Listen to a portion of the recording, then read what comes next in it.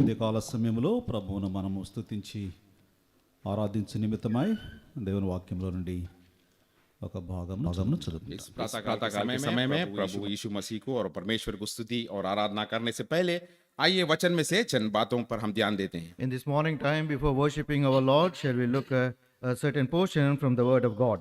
యోహాను సువార్త 4వ అధ్యాయము 24వ వచనము మనకందరికి పరిచయమైన భాగము. అందరము బిగ్గరగా చదువుదాం. यूहन्ना का सुसमाचार 4 अध्याय के 24 वचन को हम सब अच्छी तरह से जानते हैं. इस वचन को आइए सब लोग जोर से मिलकर पढ़ते हैं. The portion which is very familiar to us, John's Gospel, chapter 4 and verse 24, we shall read all together loudly, please. దేవుడు God is a spirit, and they that worship him must worship him in spirit and in truth. ఆరాధించవలెనను. మరొక భాగమును కూడా చదువుకుంటాం. आइए और एक भाग को भी पढ़ लेते हैं. One more portion shall we read. హెబ్రీయులకు రాసిన పత్రిక 12వ అధ్యాయము. इब्रानियों की पत्री 12 अध्याय. Hebrews chapter 12. 18వ వచనము నుండి 24వ వచనము వరకు మనము చదువుకుంటాం. आइए 18 वचन से लेकर 24. 24 वचन तक हम पढ़ लेंगे. Hebrews chapter 12 verses 18 to 24 we shall read. మార్చి చదువుకుందాము. ఒక వచనం నేను చదువుతాను, రెండవ వచనం మీరు చదవండి. आइए बारी बारी पढ़ेंगे. भाई एक वचन को पढ़ने के बाद दूसरे वचन को हम पढ़ते हैं. We shall read this portion alternately. రుచించి తెలుసుకొనదగినట్టియు మండుచున్నట్టియు కొండకును అగ్నికిని కారు మేఘమునకును గాఢాంధకారమునకును తుఫానుకును బూరధ్వనికిని మాటల ధ్వనికిని మీరు వచ్చి ఉండలేదు. And the sound of the trumpet and the voice of words, which voice that they heard entreated that the word should not be spoken to them anymore. మరియు ఆ దర్శనం ఎంతో భయంకరముగా ఉన్నందున మోషే నేను మిక్కిలి భయపడి వణుకుచున్నాను. నేను 22వ వచనం. But ye are come unto Mount Zion, and unto the city of the living God, the heavenly Jerusalem, and to an innumerable company of angels. పరలోకమందు వ్రాయబడి ఉన్న జ్యేష్ఠుల సంఘమునకును వారి మహోత్సవమునకును అందరి న్యాయాధిపతి అయిన దేవుని యుద్ధకును సంపూర్ణ సిద్ధి పొందిన నీతిమంతుల ఆత్మ యుద్ధకును And to Jesus, the mediator of the new covenant, and to the blood of sprinkling, that speaketh better things than that of Abel. ప్రభు సాయం కొరకై ప్రార్థన ప్రభు చూస్తాం. आइए प्रार्थना में सहायता के लिए परमेश्वर की ओर देखते हैं. Shall we look unto our Lord in prayer? ప్రేమ కలిగిన మా ప్రియ పరలోకపు తండ్రి యేసుక్రీస్తు ప్రభు వారి పరిశుద్ధమైన నామములో మీకు వందనములు. ఈ ఉదయకాల సమయంలో మీ నామములో మేము తండ్రి సహవాసం కలిగి మిమ్మల్ని స్తుతించుటకు పాటల ద్వారా మహిమపరచుటకు మాకు ఇచ్చిన కృపను బట్టి వందనములు చెల్లిస్తున్నాం. ఆరాధన కొరకై మా యొక్క ఆత్మలను సిద్ధపరచినట్లుగా చదువుబడిన లేఖన భాగములను బట్టి వందనములు చెల్లిస్తున్నాం. తండ్రి మీ వాక్యము పరిశుద్ధమైనది. వాక్యము దేవుడు మాతో మాట్లాడుతున్నప్పుడు మేము గ్రహించుటకు కావలసిన కృపను దయచేయమని ప్రార్థిస్తున్నాం. అంధకార శక్తులన్నింటినీ విశ్వాసము ద్వారా యేసుక్రీస్తు నామములో బంధిస్తున్నాం. మీ రక్త ప్రోక్షణ క్రిందికి నన్ను మమ్మలను తీసుకుని వస్తున్నాం. తండ్రి బోధించుటలో తర్జుమా చేయుటలో కావలసిన కృప ధారాళత దయచేయమని ప్రార్థిస్తున్నాం. మీకే సమర్పించుకుంటూ మీ రక్త ప్రోక్షణ క్రిందికి మీద అవసరమైన మమ్మలను తండ్రి అలాగే వింటున్న మమ్మల్ని అందరినీ కూడా తీసుకుని వస్తూ యేసు ప్రభువు వారి పరిశుద్ధమైన నామములో స్తుతించి ప్రార్థించి వేడుకుంటున్నాము తండ్రి.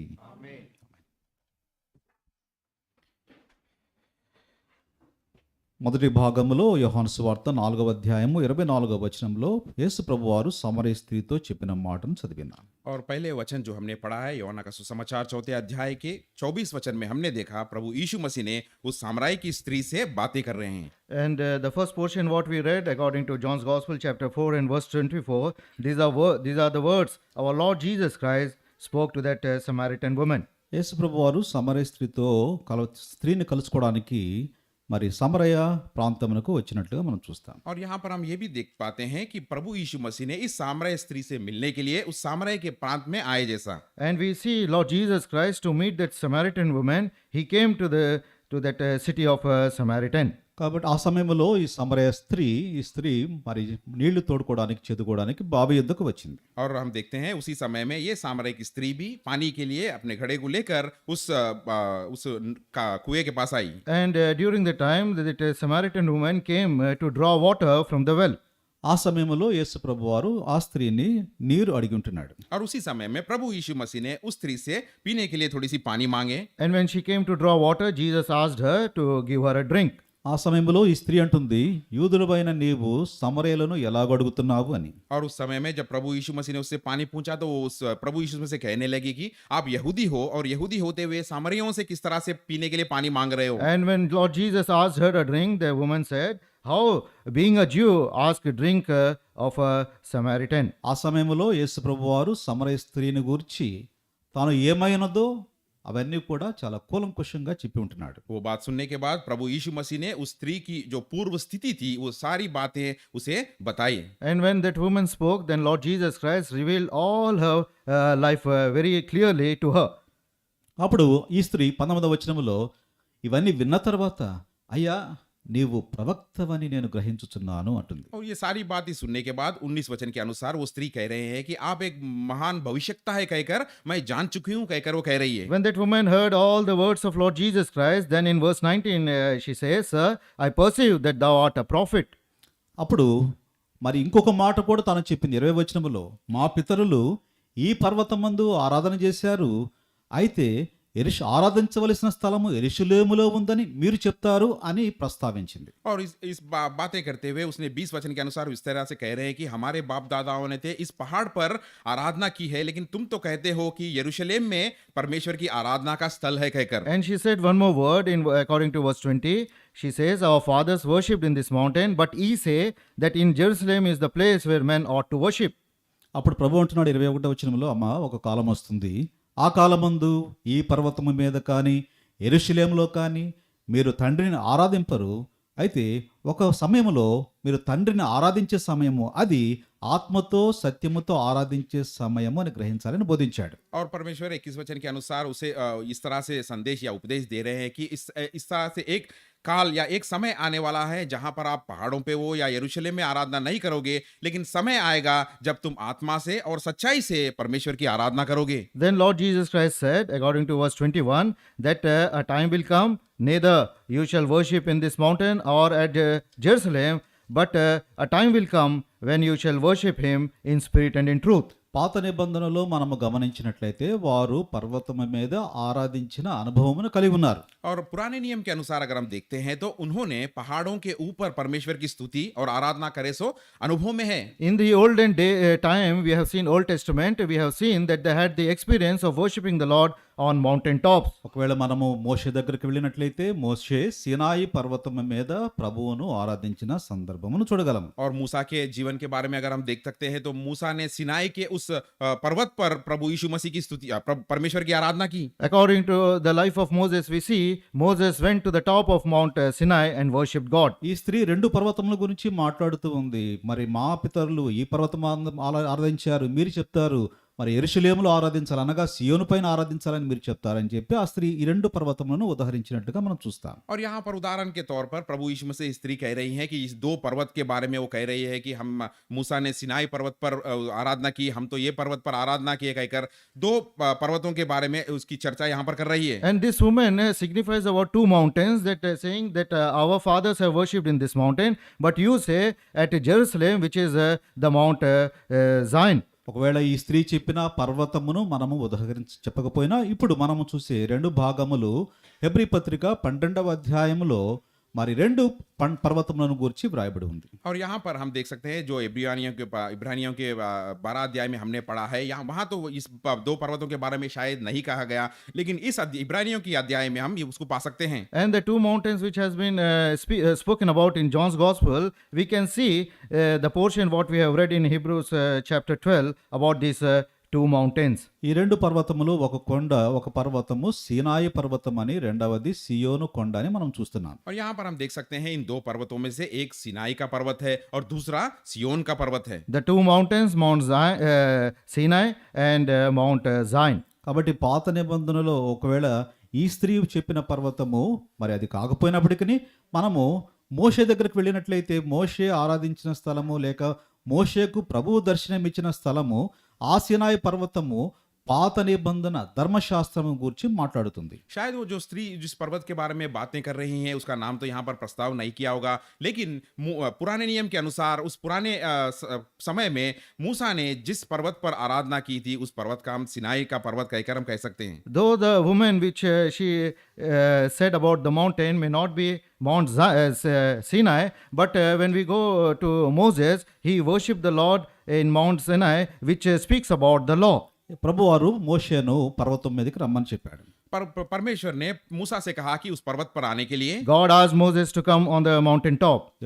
అది నిర్గమాకాండము 19వ అధ్యాయము 10వ వచనములో ఆ మాటలు చదవగలం. और निर्गमन का किताब 19 अध्याय के 10 वचन में इन बातों को हम पा सकते We हैं. can read these verses in Exodus chapter 19 and verse 10. నేను చెప్పిందంతా కూడా నువ్వు విని మోషే నువ్వు ప్రజలకు చెప్పాలి అని చెప్పాడు. और परमेश्वर ने उससे आज्ञा दी कि जो बातें मैं तुमसे कह रहा हूं उन सारी बातों को सुनकर यही बातें जाकर अपनी प्रजा से कहो. And God said, whatever I speak to you, you should go and tell to the people. కాబట్టి 10వ వచనంలో నువ్వు వెళ్ళి నేడును రేపును వారిని పరిశుద్ధపరచము, వారు తమ బట్టలు ఉతుక్కొని 3వ నాటికి సిద్ధముగా ఉండవలెను అని చెప్పమని చెప్పాడు. और परमेश्वर ने उससे कहा कि तुम लोगों के पास जाकर कहो कि आज और कल अपने आप को पवित्र बनाए, अपने वस्त्र को धो ले और तैयार रहे कहकर. And according to verse 10, Exodus 19, he says, go unto the people and sanctify them today and tomorrow, and let them wash their clothes. అప్పుడు 13వ వచనంలో మనం చూసినట్లయితే ఎవడును చేతితో దాని ముట్టకూడదు, ముట్టినవాడు రాళ్లతో కొట్టబడవలను లేక పొడవబడవలను, మనుషుడు గాని మృగము గాని బ్రతకకూడదు అని చేరినప్పుడు వారు పర్వతము యుద్ధకు రావలెను అనేమాట. और 13 वचन में हम पाते हैं कि उससे कोई ना हाथ से छुए, जो भी उस पर छुएगा उसे पत्थरों से मारा जाएगा, और उसके पास जो आएगा उसे पशु हो और कोई मनुष्य भी उस पर हाथ नहीं डालेगा और उसे नहीं छुएगा, जो छुएगा वो जीवित नहीं रहेगा. And verse 13, he says, they shall not an hand touch it, but he shall surely be stoned or shot through, whether it be a beast or man, it shall not live. When the trumpet soundeth long, they shall come to the mount. కాబట్టి సినాయి పర్వతం యొద్దకు వచ్చినప్పుడు ఆ పర్వతమును వారు తాకకూడదు. और जब उस सिनाई के चट्टान या पर्वत के सामने वो आएंगे, उसके करीब जब आएंगे तो उसे कोई भी नहीं छूना चाहिए. So when these people will come near to Mount Sinai, they should not touch the mountain. ఎవరైతే అతిక్రమిస్తారో వారికి మరణముంది. और जो इस आज्ञा का उल्लंघन करेगा वो मृत्यु होगा. Those who are not obedient to this commandment, they will be death is there for them. అంతేకాదు వారు తమ బట్టలు ఉదుక్కోవాలి, తమను తాము శుద్ధి చేసుకోవాలి. और केवल यही नहीं, वो अपने आप को पवित्र बनाना चाहिए और अपने वस्त्र को धोकर आना चाहिए. Not only that, they should sanctify themselves and they should wash their clothes. అంతేకాదు వారు శరీర సంబంధమైన సాంగత్యము స్త్రీ పురుషులు కూడా కలిగి ఉండకూడదు. और वहां पर यह भी कहा गया कि स्त्री और पुरुष के बीच में किसी तरह का संबंध या किसी तरह का मिलन नहीं रहना चाहिए And, बोलकर भी कहा गया. it has also been said in these days they should not have any relationship between man and woman. 16వ వచనము చివరిలో మనం చదువుతాము, బోర యొక్క మహాధ్వని కలుగగా పాళెములోని ప్రజలందరూ వణికిరి అనే మాట. और वहां पर हम देख सकते हैं जब उस सिंहानी को फूका जाएगा, जब उस शब्द को सुनने के बाद सब लोग वहां पर इकट्ठा होना चाहिए. According to verse 16, we see that when the trumpet was exceedingly loud, so all the people that were in the camp trembled. కాబట్టి ఆ పర్వతము మీద జరిగిన సందర్భము 16వ వచనంలో చూసినట్లయితే ఉరుములు, మెరుపులు, సాంద్ర మేఘము, బోర యొక్క మహాధ్వని ఆ ప్రదేశములో వినబడినట్లుగా మనం చూస్తాం. और जब उस आवाज बजने के बाद, उस आवाज को सुनने के बाद हम देख सकते हैं वहां पर भूकंप और महान शब्द आकाश के मंडलियों से, आकाश के मेघों से बहुत भयानक शब्द वहां पर सुनाई दिए. And जैसा according to verse chapter 16, we see that when the Lord descended, there was a great quakes and trembling, and there was loud voices. ఆ పర్వతమంతా కూడా కంపిస్తూ ఉంది. और हम देख सकते हैं वहां पूरा जगह, वहां की पृथ्वी पूरी हिले जैसा. And the whole mountain was trembling. 19వ వచనంలో ఆ బోరధ్వని అంతకంతకు బిగ్గరగా మ్రోగుతున్నప్పుడు మోషేతో ప్రభువు మాట్లాడుతున్నాడు, దేవుని కంఠస్వరము వినపడుతుంది. और वहां जब जिस तरह से उस सिंहानी की आवाज बढ़ते जा रही थी, वहां पर परमेश्वर उस आवाज बढ़ने के बीच में परमेश्वर मूसा से बातें करने की आवाजें सुने दी. And when there was thundering and lightnings, in midst of that, the voice of the Lord Moses could hear. ఈ పర్వతము దగ్గరకు మోషేకు మాత్రమే అనుమతించబడింది గాని మిగిలిన ప్రజలెవ్వరు కూడా, కనీసము జంతువులు ఏదే కూడా తాకటానికి కూడా వీలు లేని పర్వతముగా మనం చూస్తాం. और उस चट्टान के ऊपर आने के लिए और उस चट्टान चट्टान को छूने के लिए सिर्फ मूसा को ही अनुमति थी उसके ऊपर जाने के लिए, और जो कोई उसे छुएगा या आदमी मनुष्य हो या जानवर हो वह मृत्यु हो जाएगा। And we see only Moses was given the privilege to come on the top of mountain and to touch that mountain, but no other people or the beast were given the privilege to come and touch the mountain. ఆ శబ్దము దేవుని కంఠ స్వరము వినినప్పుడు వారందరూ కూడా భయపడి వణికి ఉన్నట్టుగా మనం చూస్తున్నాం. और परमेश्वर की आवाज सुनने के बाद वो लोग कांपने लगे और डरने लगे वहां। And when they heard the voice of the Lord, they all trembled. ద్వితీయోపదేశ కాండము 9వ అధ్యాయము 19వ వచనం అందరం కలిసి చదువుకుందాం. व्यवस्था विवरण 9:19. 9 अध्याय के 19 वचन को आइए सब लोग मिलकर पढ़ेंगे। Deuteronomy chapter 9 and verse 19 all together, please. ఏలయనగా For I was మేము afraid of the anger and hot కోపపడిన displeasure Jehovah wherewith the Lord was angry with you చూచి to destroy you. భయపడితిని. But the Lord hearkened ఆ unto me కాలమందున at that time also. యెహోవా నా మనవి ఆలకించాను. ప్రజలు భయపడ్డారు.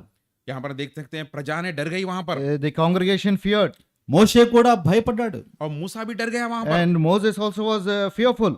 దేవుడు మోషేకు ఆజ్ఞలను ఆ సమయంలో ఇచ్చినట్లుగా మనం చూస్తాం. और हम देख सकते हैं उसी समय ने परमेश्वर ने मूसा को कुछ आज्ञाएं दी। And we see during that time, God gave some commandments to Moses. కాబట్టి మోషే ఆ ఆజ్ఞలను తీసుకొని పలకలను తీసుకొని క్రిందకు వచ్చే సమయానికి దాదాపు 40 దినముల తరువాత మరి క్రింద వీరందరూ కూడా ఎంతో పాపములో మరి దేవతను మరి ఆ విగ్రహమును చేసుకొని పూజ చేస్తున్న సందర్భాన్ని మనం చూస్తాం. और यहाँ पर और एक भी घटना को हम पा सकते हैं जब मूसा ने इस प्रतिज्ञाओं को पाकर उस पत्थर के ऊपर जो 10 प्रतिज्ञाओं को लेकर नीचे उतरने के समय तक 40 दिन बीत चुके थे। 40 दिन के बाद जब उसने चट्टान से उतर कर आया तो देखा कि वहां की प्रजा बहुत बड़ी पाप में थी।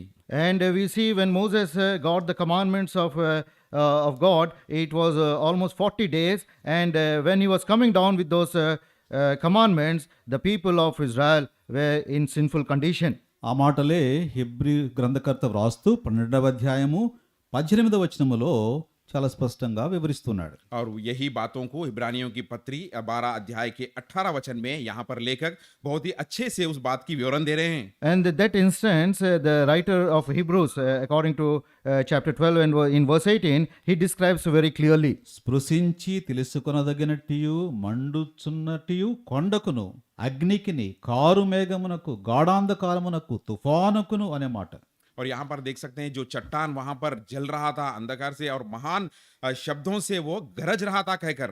And he says, For ye are not come unto the mount that might be touched, that burned with fire, nor unto blackness and darkness and the sound of the trumpets, the voice of words. కాబట్టి మొట్టమొదట పర్వతము సీనాయి పర్వతము. అక్కడ ప్రభువును కలుసుకోవడానికి వెళ్ళిన వ్యక్తి లేక ప్రభువుకు ప్రజలకు మధ్యవర్తిగా ఉన్న వ్యక్తి మోషేనుగా మనం చూస్తాం. और सबसे पहले उस सिनाई चट्टान पर हम देख सकते हैं मूसा को प्रजाओं के बीच में और परमेश्वर के बीच में एक मध्यवर्ती की तरह वहां परमेश्वर से एक मिले सो व्यक्ति के बारे में हम देखते And हैं। we see the first person who came to that Mount Sinai was Moses to meet the Lord and like an intercessor between God and man.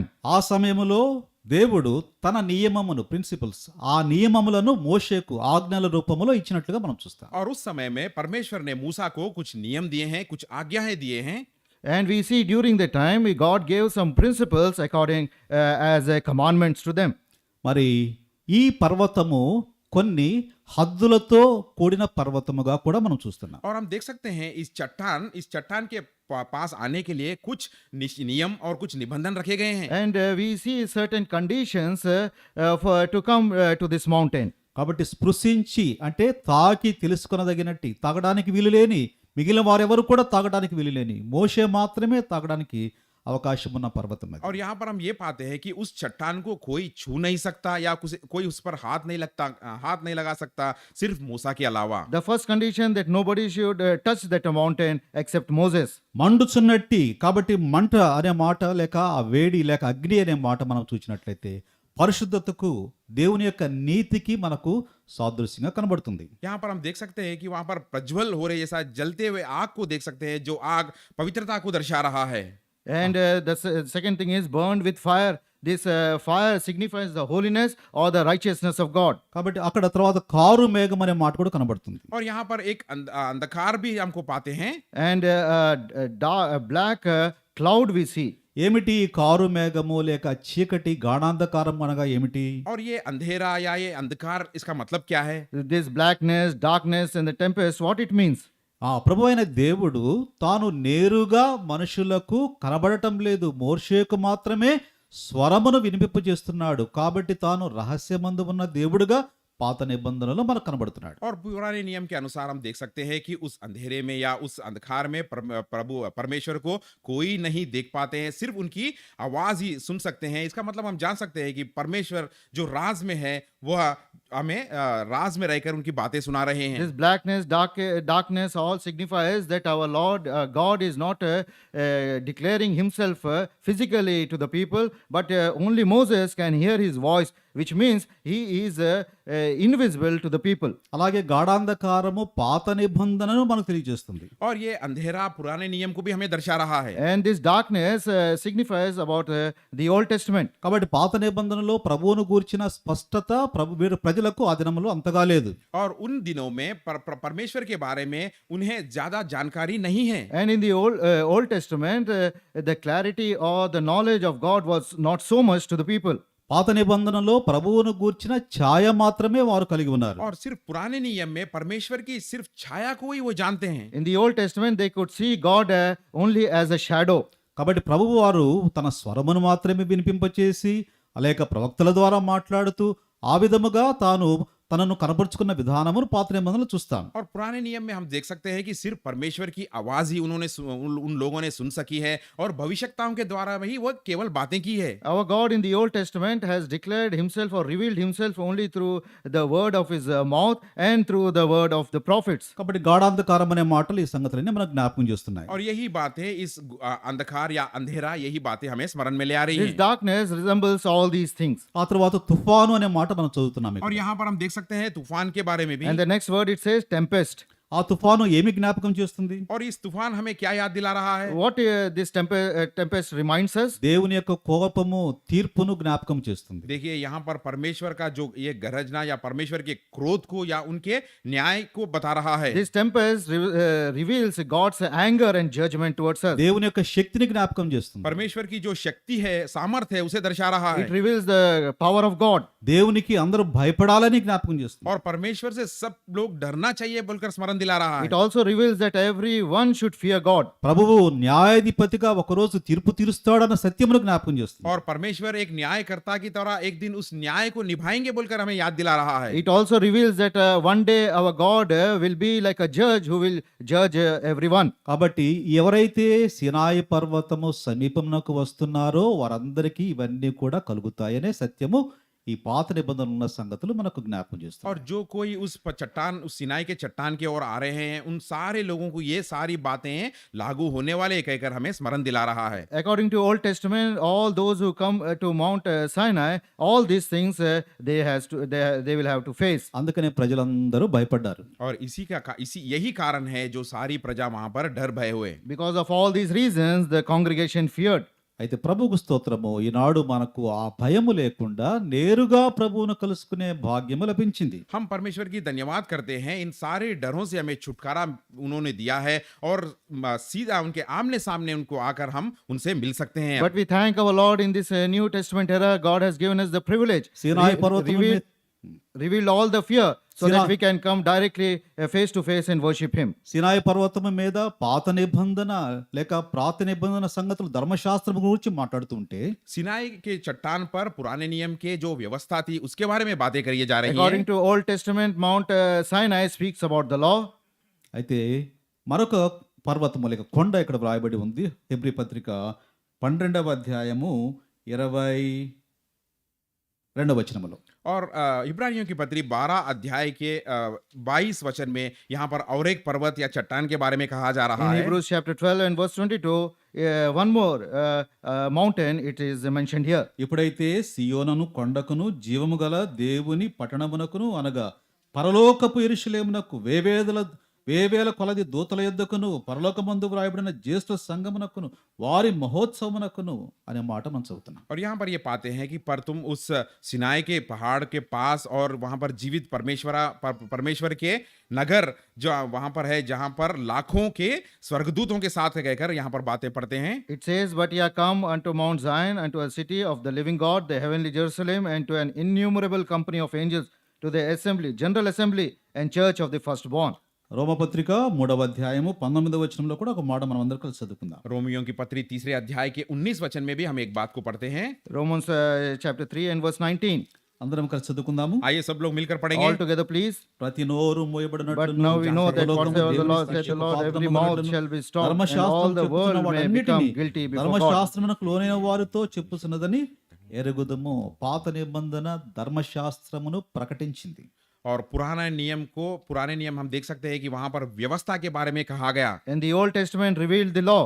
అయితే ఏ భేదము లేదు, అందరూ పాపము చేసి దేవుడు అనుగ్రహించు మహిమను పొందలేకపోతున్నారు. और यहाँ पर ये बात को भी हम पा सकते हैं कि कोई भी भेद नहीं है, कोई भी फर्क नहीं है, सब लोग पाप किए हैं और मृत्यु की ओर जा रहे There हैं. is no difference. All have sinned and went away from the glory of God. వారు పర్వతం దగ్గరికి వస్తున్నారు కానీ ఆ మహిమను పొందలేకపోతున్నారు. उस चट्टान के पास आ रहे हैं, लेकिन उस महिमा को नहीं पा सक रहे हैं. They are coming near to the mount, but they are unable to see the glory. అయితే ఈనాడు యేసుక్రీస్తు ప్రభువు ద్వారా 24వ వచనంలో వ్రాయబడినట్లు నమ్మువారు ఆయన కృపచేతనే క్రీస్తు యేసునందలి విమోచనము ద్వారా ఉచితముగా నీతిమంతులను తీర్చబడుతున్నారు. और यहाँ पर जो भी विश्वास करेंगे प्रभु यीशु मसीह के द्वारा उचित रूप से वो धार्मिक ठहराए गए. But according to verse 24, those who believe being justified freely by his grace through the redemption that is in Christ Jesus. ఇప్పుడు సియోను యొక్క కొండ యొక్క అనుభవాలు కొన్ని ఇక్కడ వ్రాయబడ్డాయి. और सियोन के पर्वत के बारे में, उस चट्टान के अनुभव, चंद बातों को यहाँ पर लिखा गया. We see certain experiences about Mount Zion are written here. ఇక్కడ ఇప్పుడైతే 22వ వచనములో హెబ్రీ పత్రిక 12వ అధ్యాయము 22వ వచనములో ఇప్పుడైతే సియోను కొండకును జీవము గల దేవుని పట్టణమునకు అనే మాట మనం చూద్దాం. और 22 इब्रानियों की पत्री 12 अध्याय के 22 वचन में हम यहाँ पर देख सकते हैं, सियोन के पर्वत के और उस जीवित स्वर्गीय यरूशलेम के पास कहकर हम बात को पढ़ते हैं. And it is written, "But ye are come unto Mount Zion and unto the city of the living God." మరి పాత నిబంధనలో ఉన్న ఆ సీనాయి పర్వతము పైన పట్టణం అయితే లేదు. और पुराने नियम के अनुसार उस सिनाई के चट्टान पर वहां पर कोई नगर या पटन नहीं था. According to the Old Testament, on Mount Sinai, there was no city. అయితే యెరూషలేము అనే పట్టణము సియోను పర్వతము పైన ఉన్నట్లుగా మనము నూతన నిబంధనలు చూస్తాం. और नए नियम में हम ये पाते हैं कि यरूशलेम का नगर जो सियोन के चट्टान पर है, जैसा हम पाते हैं. And in the New Testament, we see the city of Jerusalem on top of Mount Zion. దావీదు కూడా మరి ఆ పట్టణము నిర్మించినప్పుడు ఆ పర్వతము పైన నిర్మించినట్లుగా మనం చూస్తాం. और दाऊद ने जब इस नगर का निर्माण किया तो इस नगर को उसने चट्टान पर बनाया. And we see when David built that city, he built on the mountain top. అది భౌతికమైన మరి కనబడే పట్టణముగా మనకు కనబడుతుంది. और यहाँ पर शारीरिक रीति से उस नगर को हम अपने आंखों से देख पाते हैं. That was a physical city which can be seen by our eyes.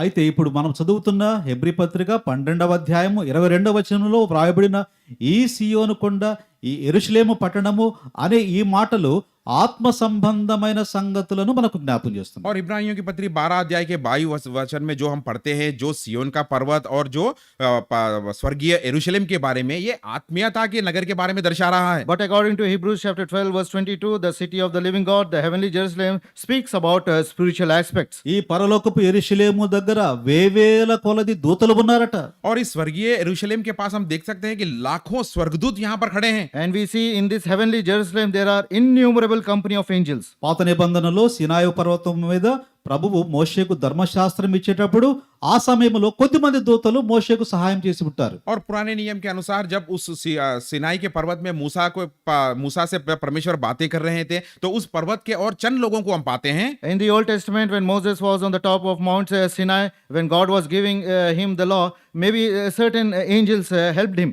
మనకు కూడా మన చుట్టూ దూతలు ఉంటారు. ప్రభు మనకు దూతలు అనుగ్రహించాడు. और हम देख सकते हैं कि हमारे चारों ओर भी स्वर्गदूत रहते हैं. परमेश्वर ने उनको हमें अनुग्रह दिया. And we see in our lives also certain angels are there around us who are serving us. అయితే సియోను పర్వతము యెరూషలేము పట్టణములకు సమీపించి ఆత్మీయ దృష్టిలో మనం చూచినప్పుడు వేవేల కొలది దూతల సమూహముతో మనము చేర్చబడుతున్నాము. और उस सियोन के जो चट्टान के और इस स्वर्गीय यरूशलेम के जो आत्मीयता के नजर से जब हम देख सकते हैं तो वहाँ लाखों लाखों स्वर्गदूतों से हम वहां पर पहुंचाए जा रहे हैं. But when we come to the city of the living God and to the heavenly Jerusalem, we see an innumerable company of angels. 23వ వచనములో పరలోకమందు వ్రాయబడిన జ్యేష్ఠుల సంఘము అనే మాట కనబడుతుంది. और यहाँ पर 23 वचन में हम देख सकते हैं कि वहां पर पहलोटा और साधारण लोगों के बारे में हम देख सकते हैं. And verse 23 says, to the general assembly and the church of the firstborn. కాబట్టి జ్యేష్ఠుడు అనే మాట, జ్యేష్ఠుడు ఫస్ట్ బార్న్, జ్యేష్ఠుడు అనే మాట మనకు యేసు ప్రభువును జ్ఞాపకం చేస్తుంది. और यहाँ पर पहलोटों का मतलब जो इस बात को हमें स्मरण दिला रहा है कि प्रभु यीशु मसीह के बारे में.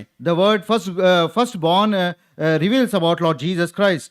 ప్రభుని యేసుక్రీస్తు ఆయన రక్తము ద్వారా కడుగబడిన వారందరూ సంఘము, మరి వారి యొక్క సమాజము, మహోత్సవము అనే మాట మనము సియోను పర్వతం పైన చూస్తాం. और उस सियोन के चट्टान पर हम देख सकते हैं प्रभु यीशु मसीह के द्वारा जो लोग प्रभु यीशु मसीह के लहू से जो धोए गए हैं उनके बारे में हम देखते हैं. And we see a great assembly, those who are washed by the blood of Lord Jesus Christ. ఆ తర్వాత 23వ వచనములో మధ్యలో ఉంటుంది అందరి న్యాయాధిపతి అయిన దేవుని యొద్దకును అనే మాట. और बीच में हम पा सकते हैं कि सबके जो न्याय करने वाला परमेश्वर कहकर. And it's also written to the God, the judge of all. కాబట్టి యేసు ప్రభువారు, సంఘము, దేవుడు, మరి ఉంటున్న ఆ స్థలము సియోను, యెరూషలేము, నూతన యెరూషలేము అనే ఈ పట్టణంలోనకు ఆత్మీయ దృష్టితో మనము చూస్తున్నాము. और वहां पर जहां पर परमेश्वर, जहां पर स्वर्गदूत और इस नगर को हम आत्मीय की दृष्टि से हम देख रहे हैं. The living God, the heavenly Jerusalem, where our Lord Jesus Christ is there. All these things we are seeing in a spiritual aspect. 23వ వచనము చివరి భాగములో సంపూర్ణ సిద్ధి పొందిన ఆత్మలు, ఏ ఆత్మలైతే ఆత్మీయముగా పరిపక్వతలోనికి లేక పూర్ణ స్థాయిలోనికి వచ్చాయో ఆత్మల సమూహము అక్కడ కనబడుతుంది. और यहाँ पर 23 वचन के आखिरी भाग में हम देखते हैं कि सिद्ध किए हुए पूरे धार्मियों की फौज को वहां पर हम पा सकते हैं जो आत्मीयता में सिद्ध हुए हैं. And according to 23 last portion, to the spirits of just men made perfect. All those spirits, those are made perfect and found confirmed in the Lord.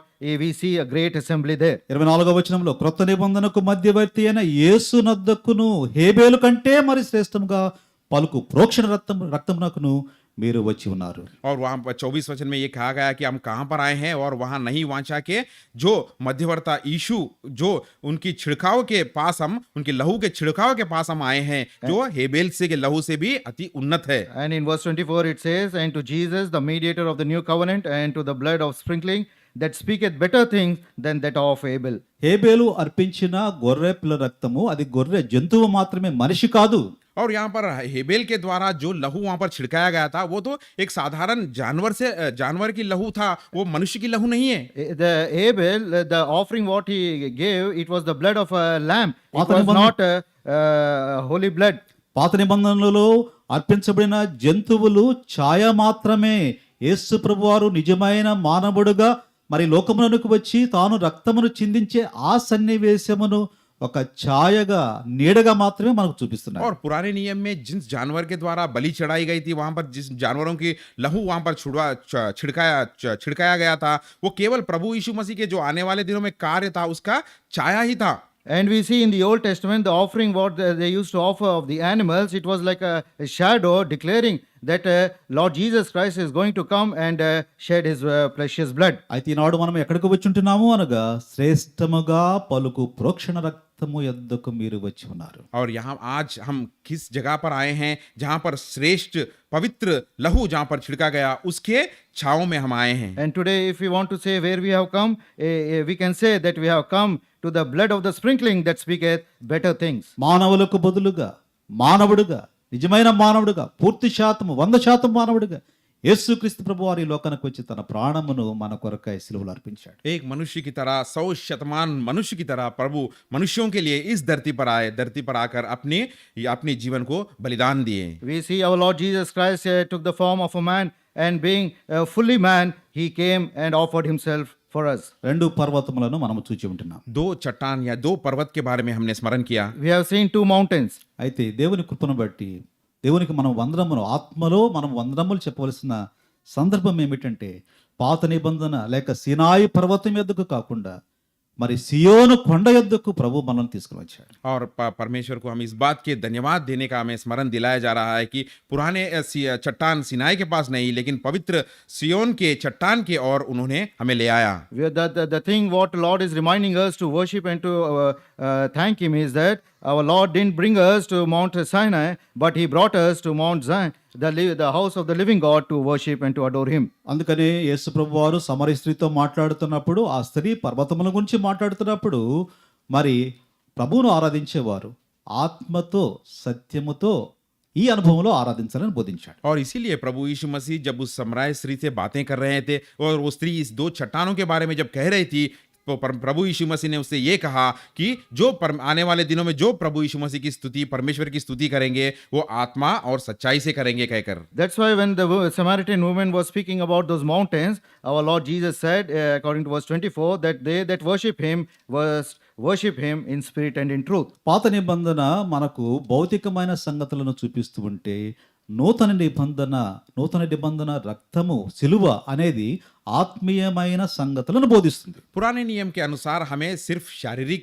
जो छाया थी उन बातों के बारे में दर्शा रहा है, तो नए नियम हमें आत्मिक रीति और आत्मिक की प्रभु यीशु मसीह की लहू के बारे में हमें दर्शा रहा है. The Old Testament was revealing to us the physical aspects of our life, but the New Testament reveals us about the blood and the cross for our spiritual aspects. కాబట్టి పాత నిబంధనలో వ్రాయబడిన సియోను కొండ అనేది భయమును, భీతిని కల్పించేదిగా ఉంటే, నూతన నిబంధనలో ఆత్మదృష్టితో చూసే ఆ సియోను కొండ ఎంతో ప్రేమను గూర్చి, క్షమాపణను గూర్చి మాట్లాడుతున్న కొండగా మనకు కనబడుతుంది. पुराने नियम में जो सियोन की जो चट्टान को दर्शाया जा रहा है, उस सियोन की चट्टान हमें ये स्मरण दिला रहा है कि डर, भय और मृत्यु को वहां पर वो दर्शा रहा है. लेकिन नए नियम के अनुसार ये सियोन का जो पर्वत हमें आत्मिक बातों के बारे में, जीवन के बारे में, प्रेम के बारे में दर्शा रहा है. In the Old Testament, Mount Sinai revealed us about the fear and death. But this in the New Testament, Mount Zion reveals us about the love and the forgiveness. మరి సీనాయి పర్వతము అరణ్యములో ఉంటే, సియోను కొండ జీవము గల దేవుని మనుషులు నివసించడానికి వీలుగా ఉన్న స్థలముగా మనకు కనబడుతుంది. और पुराने नियम के अनुसार उस सियोन का चट्टान को हम देख सकते हैं, तो वो जंगल में है, और इस सियोन के चट्टान जो जीविता लोगों के बीच में और जीवित लोगों के चट्टान के बीच में ऊपर है. And we see in the Old Testament, Mount Sinai was in the wilderness, but in the New Testament, Mount Zion was a place where the people can live and enjoy. సీనాయి పర్వతము భూ సంబంధమైన సంగతులు మాట్లాడుతుంటే, సియోను పర్వతము ఆత్మ సంబంధమైన సంగతులు మాట్లాడుతుంది. और सीनाई की चट्टान के बारे में अगर हम देख सकते हैं, तो इस धरती के जो बातें हैं उसके अनुसार बातें कर रहे हैं, और इस सियोन का पर्वत जो आत्मिक बातों को हमें स्मरण दिला रहा है. Mount Sinai was speaking about the earthly things, but Mount Zion speaks about spiritual things. సీనాయి పర్వతం మీదకి మోషే మాత్రమే అనుమతించబడితే, సియోను పర్వతం మీదకి మనమందరము సంఘముగా ఆహ్వానించబడే అవకాశం లభించింది. और उस पुराने नियम के सिनाई के पर्वत पर सिर्फ मूसा को ही आज्ञा दिया गया था कि उसके ऊपर जाने के लिए, लेकिन इस नए नियम के अनुसार इस सियोन की चट्टान पे हम सभी को मंडली की ओर से आने की हमें आज्ञा पाए हैं. In the Old Testament, on Mount Sinai, only Moses was called to meet the Lord. But here, according to New Testament, on Mount Zion, every one of us can come and meet our Lord. Sinai పర్వతము పైన దోషము, నేరారోపణ తాకిన వారు, నేరస్తులు నేరారోపణ చేయబడుతుంటే, సియోను పర్వతము పైన మరి సంతోషముగా స్వీకరించే ఆ సన్నివేశం కనబడుతుంది. और सिनाई के चट्टान को जो भी छुएगा या उसके पास आकर उस पर हाथ लगाएगा, वो दोषी ठहराया जाएगा और उसे दंड मिलेगा. लेकिन यहाँ पर जो भी आकर उससे छुएगा या उसके पास आएगा, वो क्षमा पाएगा. And we see near Mount Sinai, when they will touch the mount, there will be judgment and death for them. But in Mount Zion, we see there is acceptance for every one of us. Sinai పర్వతము పైన మోషే మధ్యవర్తిగా ఉన్నాడు, సియోను కొండ పైన యేసు ప్రభువారు మనకు మధ్యవర్తిగా ఉన్నాడు. और उस पुराने नियम के सिनाई के चट्टान पर मूसा और प्रजा के बीच में मूसा एक मध्यवर्ती के जैसा था, और यहाँ पर इस सियोन की चट्टान पर परमेश्वर और हमारे बीच प्रभु यीशु मसीह एक मध्यवर्ती की तरह है. On Mount Sinai, Moses was intercessor between God and man. But here on Mount Zion, we see our Lord Jesus Christ is intercessor for us. పాత నిబంధనలో ఉన్న పర్వతముల పైన వధించబడిన ఆ జంతువులు అవి మనుషులకు బదులుగా వధించబడితే, మనుషులకు బదులుగా మనిషిగా యేసుక్రీస్తు ప్రభువారు సియోను పర్వతము పైన తాను వధించబడినట్లుగా మనం కలవరి శిలువలో వధించబడినట్లుగా చూస్తున్నాం. और पुराने नियम के अनुसार हम देख सकते हैं वहाँ मनुष्य के पापों के लिए वहाँ पर उस पर्वत पर जानवरों की लहू बहाया गया था, जानवरों को बलि चढ़ाया गया था। लेकिन यहाँ नए नियम में इस सिय्योन के पर्वत पर मनुष्यों के बदले में मनुष्य जो प्रभु यीशु मसीह मनुष्य की तरह बलि दी गए हैं। And in the Old Testament, we see these animals were offered on behalf of man.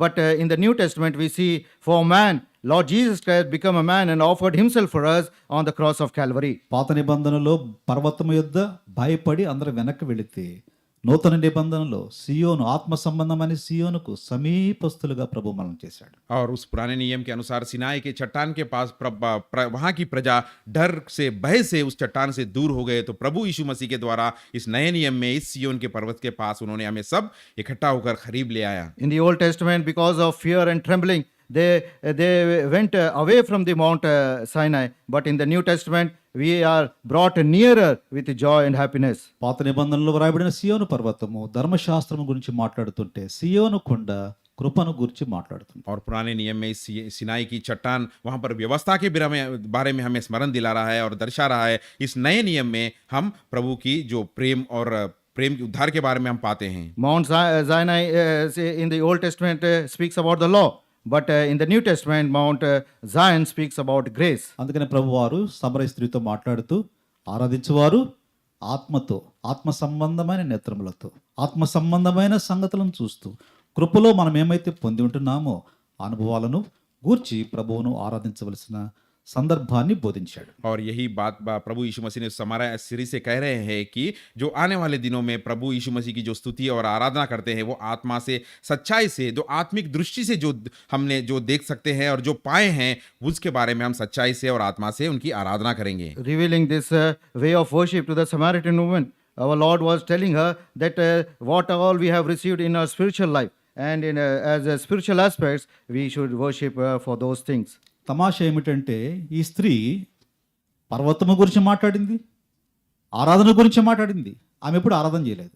और यहाँ पर एक खास बात, इस स्त्री ने वहाँ पर जो बातें की हैं, चट्टानों के पर्वत के बारे में बातें की है और उपासना आराधना के बारे में बातें की, लेकिन उस स्त्री ने आराधना नहीं की। But the thing to ponder here is the woman was speaking about the mountains and the worship, but she never worshipped God. అయితే రక్షించబడిన అనుభవంలో తర్వాత ఆరాధించే అనుభవంలోనికి వచ్చింది. और उद्धार पाने के बाद उस उद्धार के अनुभव में उसने उपासना और आराधना करने की अनुभव में आई। But when she was saved, she then came into the experience of worship. ఒక్కొక్కరు ఆరాధించడానికి ఒక నిమిషము సమయము తీసుకుంటే 20 నిమిషాల్లో 20 మంది ఆరాధించవచ్చు. अगर एक व्यक्ति एक एक मिनट जो आराधना करने के लिए अगर लेगा, तो 20 मिनट में 20 लोग आराधना कर सकते हैं। If one brother, one sister takes 1 minute, then in 20 minutes, 20 brothers and sisters can worship. మీరు అనొచ్చు, అన్న ఇది చాలా కష్టమని. आप कह सकते हैं कि भाई ये तो बहुत मुश्किल बात You है। can say, brother, it's a little difficult. మీకే కాదు, మాకు కూడా కష్టమే.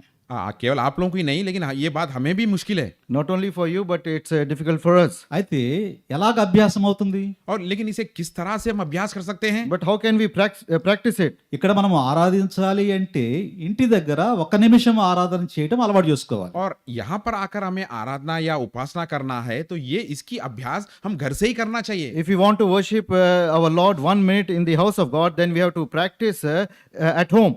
కాబట్టి ఒక 30 మంది 40 మంది ఆరాధించాలి అంటే 40 నిమిషాలు పడుతుంది. ఒకవేళ ఒక్కొక్కరు 30 సెకండ్ల సమయం తీసుకున్నారు అనుకోండి, దాదాపు 40 మంది 20 నిమిషాలు 40 మంది ఆరాధించవచ్చు. और देखिए यहाँ पर तो 30-40 लोग हैं, अगर इन सबको एक एक मिनट आराधना करना है तो लगभग 40 से 45 मिनट लग जाते हैं। वही अगर 30 सेकंड अगर आप लेंगे आराधना करने के लिए, तो लगभग 30 से 40 लोग यहाँ पर आराधना कर सकते हैं। So if we take 30 seconds, in 20 minutes, we can 40 brothers and sisters can worship. ఈ అనుభవంలో క్లుప్తంగా మన ప్రభువును మనం ఆరాధించాలి. और इस अनुभव के द्वारा हम चंद बातों से परमेश्वर की स्तुति और आराधना करेंगे। Having all these experiences, we shall worship our Lord in a brief way.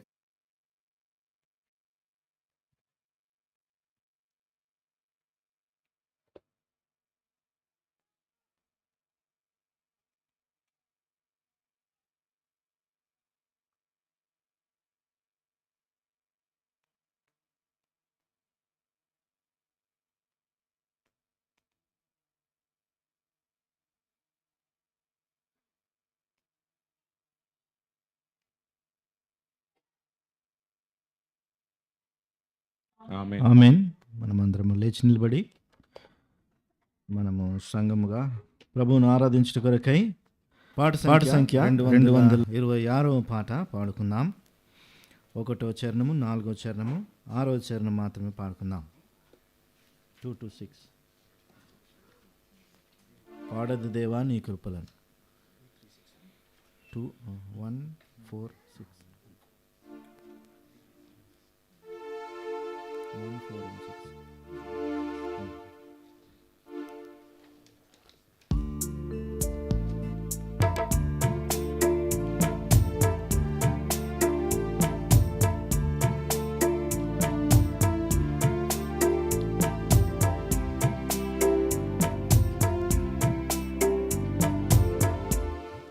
పాడెద దేవాని కృపలన్ నూతన గీతములన్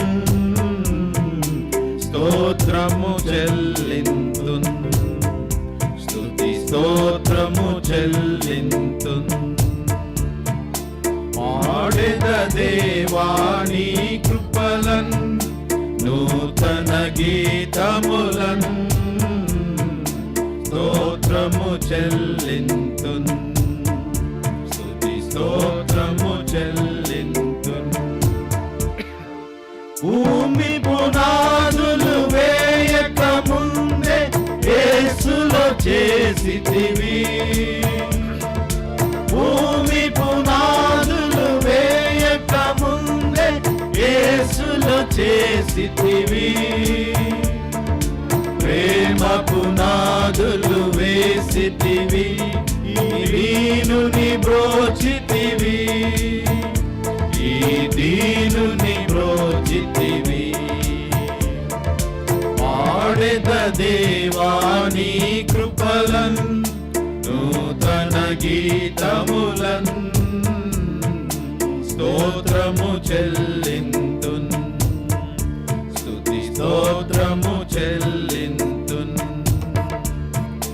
దేవుని రాజ్యపు వారసుడనుగా క్రీస్తులో చేసితివి. దేవుని రాజ్యపు వారసుడనుగా క్రీస్తులో చేసితివి. చీకటి రాజ్యపు శక్తుల నుండి నన్ను విడిపించితివి, నన్ను విడిపించితివి. పాడెద దేవాని కృపలన్ నూతన గీతములన్ స్తోత్రము చెల్లింతున్ స్తుతి స్తోత్రము చెల్లింతున్. అన్యుడమై నిన్ను ఎరుగకయున్నను ధన్యుని చేసితివి. అన్యుడనై నిన్ను ఎరుగకయున్నను ధన్యుని చేసితివి. ప్రియ పట్టణ పౌరుల సేవింపడు వరములను సగితివి, గొప్ప వరములను సగితివి. పాడెద దేవాని కృపలన్ నూతన గీతములన్ స్తోత్రము చెల్లింతున్ స్తుతి స్తోత్రము చెల్లింతున్.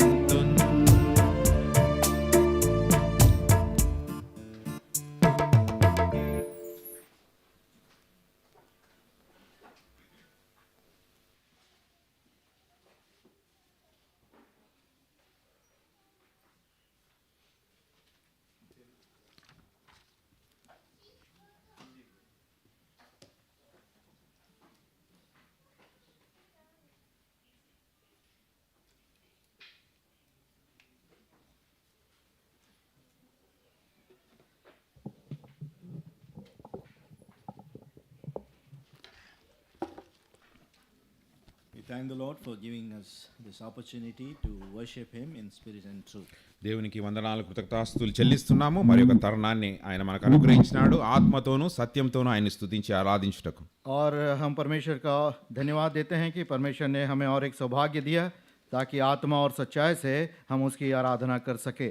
Dear beloved children of God, we have come now into the solemn time, the very important and integral part of the worship. ప్రియులారా, మనం ఎంతో గంభీరమైనటువంటి సమయంలోనికి మనం ప్రవేశించున్నాము. మరి ఎంతో గంభీరంతో మరి ఆయనను ఆరాధించే సమయం కూడా ఇది. और हम बहुत ही धन्य समय में और गंभीर समय में प्रवेश किए हैं और आराधना में ये सबसे बड़ी मुख्य भाग है. So let us turn our Bibles to 1 Corinthians chapter 11, reading verse 28. రండి, మన బైబిళ్లను 1 కొరింథీయులకు రాసిన పత్రిక 11వ అధ్యాయం వైపు మనం తీసుకెళ్దాం. 28వ వచనాన్ని మనం చదువుకుందాం. आइए हम अपने पवित्र शास्त्र को 1 कुरिन्थी 11 अध्याय उसके 28 पद को पढ़ेंगे. Let us all read carefully and with knowing what is in this verse. రండి, ఈ యొక్క వచనాన్ని మనము జాగ్రత్తగా చదువుదాము. అంతేకాదు ఈ వచనంలో ఏం వ్రాయబడిందో దాన్ని గ్రహించడానికి కూడా మనం ప్రయత్నిద్దాం. आइए हम इसको बहुत ही गंभीरता से और जानते हुए क्या इसमें लिखा है इसको हम पद को पढ़ें. Let us read. चదువుకుందాం రండి. आइए पढ़ेंगे. इससे కాబట్టి मनुष्य ప్రతి अपने आप మనుషుడు को जांच తను తాను ले పరీక్షించుకోవాలి, और इसी रीति అలాగే से ఈ इस रोटी में తిని खाए ఆ और इस రొట్టెను कटोरे में से తాగవలెను. पिए. Let us look unto the Lord and pray that Lord may lead us to examine ourselves under the light of the word. రండి, ప్రార్థనలో ప్రభు సహాయం కొరకు చూద్దాము. వాక్య వెలుగులో ఆయన మనల్ని నడిపించినట్లు. आइए प्रार्थना में सहायता के लिए मांगेंगे ताकि परमेश्वर अपने वचन के प्रकाश के अनुसार हम अपने आप को जांच सके. Our loving, dear Heavenly Father, we are so thankful to Thee, Lord, for giving us this wonderful opportunity to, Lord, remember Thy sacrifice on the cross. Lord, when we were, Lord, fearful to approach Thy holy mountain, Thy holiness, and Lord, we were fearful of Thy speech. Thy words were like thunder unto us. Thy words were, Lord, dreadful for us. But as the time you have appointed, you have sent Thy Son, Lord Jesus Christ, into this world and given us this privilege of, Lord, hearing Thy voice once again, which was sweet unto us, which is, Lord, very clear, which is very, Lord, precious unto us. Therefore, we are able to worship Thee and in spirit and truth because of the things which You have done on the cross, the great sacrifice on the cross. Now also, we have come to the solemn time wherein, Lord, we have to examine ourselves as You have appointed to take part in these emblems. Help us also through Thy word that we may examine ourselves thoroughly and take part, that we may be part of the blessings, not the condemnation. We ask this prayer in the gracious name of our Lord and Savior, Jesus Christ. Amen.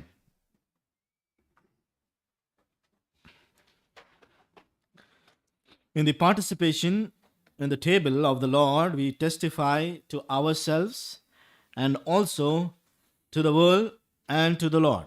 మరి బలలో పాల్పొందడం ద్వారా మనల్ని మనం ఈ విధంగా మనం ప్రత్యక్షపరచుకుంటున్నాము, ఈ లోకమునకును మరి బల యుద్ధను ప్రభువునకును. और जब हम मेज में भाग लेते हैं हम अपनी गवाही प्रभु के सामने, संसार के सामने और अपने सामने देते हैं. So Jesus Christ is the master of the supper. మరి ప్రభు అయిన యేసుక్రీస్తు వారు ఈ యొక్క భోజనానికి లేకుంటే ఈ యొక్క బల్ల యుద్ధ ఆయన ఒక ఉదాహరణగా మనకున్నారు. और ये मेज का जो मुख्य अधिकारी है वो प्रभु यीशु मसीह है. He instituted the participation to his disciples in this table. మరి ఈ బల్లలో ఆయన ఏ విధంగా పాల్పొందాలనో ఆయన శిష్యులకు బోధించి ఉంటున్నాడు. और किस प्रकार ये मेज स्थापित की गई है अपने चेलों से वो कहता है. And these are the emblems which are kept on that dining table of the Lord. మరి ఈ యొక్క ఇక్కడ ఉంచబడినటువంటి ఈ చిహ్నాలు దేవుని యొక్క బల్ల పైన ఉంచబడి ఉన్నాయి. और ये जो चिन्ह के रूप में रखा गया है ये प्रभु यीशु मसीह के मेज में रखा गया है. And they are the representation of the blood and the broken body of the Lord Jesus Christ. మరి ఇక్కడ ఉంచబడిన ఈ రెండు చిహ్నాలు విరువబడినటువంటి ప్రభువైన యేసుక్రీస్తు యొక్క శరీరము ఆయన రక్తానికి సాదృశ్యంగా ఉన్నాయి. और ये जो दो चिन्ह रखा गया है वो प्रभु यीशु मसीह के शरीर के तोड़े जाने का और बहे हुए लहू का चिन्ह है. They are not only for the sins of the whole world, but also for everyone who is come under this in this holy place of the Lord. మరి ఇది కేవలం ప్రపంచంలో ఉన్న ప్రతి ఒక్కరి కొరకు ఈ యొక్క రక్తము సాదృశ్యంగా లేదు, కానీ ఈ సమయంలో ఎవరైతే ఆయన బల్ల యొద్దకు చేరి వచ్చినారో వారందరి కొరకు. ना केवल ये लहू सारे विश्व के लोगों के लिए, मनुष्यों के लिए बहा गया है, चिन्ह के रूप में है, लेकिन हम जो यहाँ पे एकत्रित हुए हैं पवित्र स्थान में, उनके लिए भी है. Let us turn to Luke's Gospel, chapter 22, reading verse 15. మరి లూకాసు వార్త 22వ అధ్యాయము 15వ వచనాన్ని చదువుకుందాం. आइए लूका रचित सुसमाचार 22 अध्याय उसका 15 पद को पढ़ेंगे. Then he said to them, with fervent desire, I have desired to eat this Passover with you before I suffer. 15వ వచనం లూకాసు వార్త 22. లూకాసు వార్త 22వ అధ్యాయము 15వ వచనం. అప్పుడు ఆయన, నేను శ్రమ పడక ముందు మీతో కూడా ఈ పస్కాను భుజింపవలని మిక్కిలి ఆశపడితిని. लूका रचित सुसमाचार 22 अध्याय 15 पद. और उसने उससे कहा, मुझे बड़ी लालसा थी कि दुख भोगने के पहले यह फसा तुम्हारे साथ खाऊं. This is the fervent desire of the Lord that he should be instituting that table with his disciples, and which is also given to us in this New Testament times. మరి దేవుడు ఎంతో ప్రభువైన యేసుక్రీస్తు వారు ఎంతో మిక్కిలి ఆశపడి ఉన్నారు ఈ బల్ల వారి మధ్యలో ఏ విధంగా ఉంచబడాలనో వారితో ఈ బల్ల పంచుకోవాలని, అదే విధంగా ఈ పవిత్ర యొక్క బల్లలో మనం కూడా ఉండాలని ఆయన యొక్క ఆశ ఉన్నది. और ये बड़ी लालसा थी कि प्रभु के जीवन में कि ये मेज को चेलों के बीच में स्थापित करे, और वही मेज हमारे लिए भी दिया गया है. And Apostle Paul reminded the church at Corinth in a sixfold examination to take part in the table of the Lord. మరి అపోస్తలుడైన పౌలు గారు మరి నూతన నిబంధనలో ఏ విధంగా ఈ బల్లలో పాలు పొందాలన్న వాటికి సాదృశ్యంగా 6 ముఖ్యమైన మాటలను ఇక్కడ చెప్పినట్టు మనం చూస్తాం. और हम संत पौलुस को देखते हैं कि इस मेज में, प्रभु के मेज में भाग लेने के लिए वो 6 एक नियम या कदम को रखा है जिसके द्वारा हम इस मेज में भाग ले सकते हैं. Among them, the first one is the obeying to the words of the Jesus Christ. మరి అందులో మొట్టమొదటిగా ప్రభువైన యేసుక్రీస్తు వారి యొక్క మాటలకు మనం విధేయత కలిగి ఉండడం. और उसमें से सबसे पहला है प्रभु यीशु मसीह के वचनों की आज्ञा मानना. Because he is our savior, he ఎందుకంటే is our Lord, and he is also a master. మరి ఆయన మన రక్షకుడు, మన ప్రభువు, మనకు బోధకుడిగా ఉన్నాడు కాబట్టి. क्योंकि वो हमारा उद्धार करता है, वो हमारा प्रभु है और वो हमारा मालिक है. Which is according to Luke's Gospel, chapter 22, verse 13. మరి లూకాసు వార్త 22వ అధ్యాయం 13వ వచనం ప్రకారం. और वही बात हम लूका रचित सुसमाचार 22 अध्याय 13 पद में देखते हैं. And secondly, to remember Jesus. మరి రెండవదిగా ప్రభువైన యేసుక్రీస్తు వారిని జ్ఞాపకం చేసుకోవడం. और दूसरा विषय है प्रभु को याद रखना. And thirdly, to proclaim the death of the Jesus. మరి మూడవదిగా ప్రభువైన యేసుక్రీస్తు వారి యొక్క మరణాన్ని గురించి సాదృశ్యం ఇవ్వడం. और तीसरा प्रभु यीशु मसीह के मृत्यु को प्रचार करना. According to 1 Corinthians chapter 11, verse 26. మరి మొదటి కొరింథీయులకు రాసిన పత్రిక 11వ అధ్యాయం 26వ వచనం ప్రకారం. और ये बात को हम पहला कुरिन्ती 11 अध्याय 26 पद में देख सकते हैं. And fourthly, to give thanks to Lord, as it is written in 1 Corinthians chapter 11, 23. మరి మొదటి కొరింథీయులకు రాసిన పత్రిక 11వ అధ్యాయం 23వ వచనం ప్రకారము ఆయనకు కృతజ్ఞతాస్తుతులు చెల్లించడం. और पहला कुरिन्ती 11 अध्याय हिंदी में 24 पद में लिखा है कि हम उसे धन्यवाद करें. And fifthly, to look forward to the return of Jesus Christ. మరి ఐదవదిగా మరి ప్రభువైన యేసుక్రీస్తు వారి రెండవ రాకడ గురించి మనము దాని గురించి మనము వేచి ఉండడం. और पांचवा विषय प्रभु यीशु मसीह के दूसरे आगमन की बाट जोना. According to 1 Corinthians chapter 11, verse 23. మొదటి కొరింథీయులకు రాసిన పత్రిక 11వ అధ్యాయం 23వ వచనం ప్రకారం. और ये बात हम इसी 24 पद में हम देखते हैं पहला कुरिन्ती 11 अध्याय के. And sixthly, to examine yourselves. మరి ఆరవదిగా మనల్ని మనం పరీక్షించుకోవడం. और छठा विषय हम अपने आप को परखना है. According to 1 Corinthians chapter 11, verse 28, as we read. మరి మనం చదువుకున్న రీతిగా మొదటి కొరింథీయులకు రాసిన పత్రిక 11వ అధ్యాయము 28వ వచనం ప్రకారము और जैसा हमने पहला कुरिन्ती 11 अध्याय 28 पद में पढ़ा है उस रीति से। And I would like to draw your attention to the sixth point, that is examining yourselves. మరి మీ యొక్క గమనాన్ని నేను ఈ 28వ వచనం వచనం యొద్దకు తీసుకురావాలనుకుంటున్నాను. ఏ విధంగా ఆరవ మాటలో మనం చూసినాము. और आज के इस मेज में भाग लेने के पहले मैं छठा विषय को आपके सामने प्रस्तुत करना चाहता हूं, जो लिखा है अपने आप को जांच ले। The word examination, normally in this, as we live in this world, it gives us fear and also shivers in our body. మరి ఈ లోకంలో మనం జీవిస్తుండగా మనం పరీక్షించుకోవడం అనే మాటను మనం ధ్యానించినట్లయితే మనల్ని మనం పరీక్షించుకోవడం ద్వారా మన యొక్క శరీరంలో లేకుండా మన హృదయంలో మరి ఎంతో దడ పుట్టించేదిగా ఎంతో భయాన్ని పుట్టించేదిగా ఉంటుంది. और ये जो शब्द है जांचना या परखना या परीक्षा करना हमारे जीवन में बहुत डर भय को ले आता है। Ask any student, they will tell you what is fear. మరి ఒక చదువుకునే ఒక విద్యార్థిని మనం అడిగినట్లయితే భయం అంటే ఏంటో ఆయన అడిగితే ఆయన చెప్తాడు మనకు. एक हम छोटे विद्यार्थी से या शिशु से पूछ सकते हैं भय का मतलब क्या है। What is fear of exam? మరి పరీక్షలకు ముందు ఉండే భయం ఎలాంటిది? और ये परीक्षा का जो भय है वो कैसा होता है। Of course, we all have gone through that period wherein we had many kinds of fear, how to approach the exams, how to prepare ourselves, for everything we had fear. మరి బహుశా మనం అందరము ఇటువంటి ఈ భయం అనే అనుభవం గుండా మనం వెళ్ళినాము. మనం చదువుకునే సమయాల్లో పరీక్షలకు ముందు ఉండే భయం ఎలాంటిదో.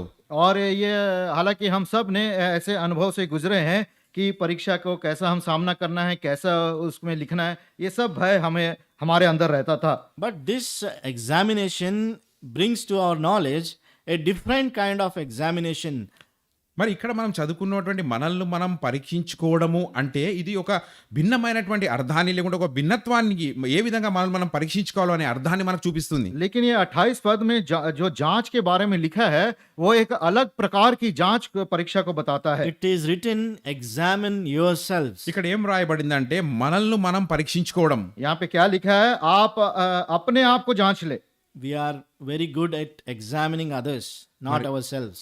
మనల్ని మనం పరీక్షించుకోవడం కాదు కానీ ఇతరులను పరీక్షించుకోవడంలో ఎంతో మనం ఆరితేరినటువంటి వారం. लेकिन हमारा स्वभाव क्या है, हम दूसरों को परीक्षा करने के लिए बहुत ही तेज होते हैं, लेकिन हम अपने आप को नहीं परख सकते। We are better at doing that than to examine ourselves. మరి ఇతరులను పరీక్షించడంలో ఎంతో మనము అనుభవాన్ని మనం అక్కడ కనపరచగలుగుతాము, అదే మన విషయంలో చేయలేము. और दूसरों को परखने के विषय में हम बहुत ही निपुण होते हैं, लेकिन हम अपने आप को परख नहीं सकते। But Apostle Paul is reminding them to examine themselves. మరి ఇక్కడ అపోస్తలుడైన పౌలు వారు ఇదే విషయాన్ని ఇక్కడ జ్ఞాపకానికి తీసుకొస్తున్నారు, మనల్ని మనం పరీక్షించుకోవడం అని. लेकिन संत पौलुस यहाँ पे हमको स्मरण दिलाता है कि हम अपने आप को जांचें। And he gave them about that examination 3 aspects.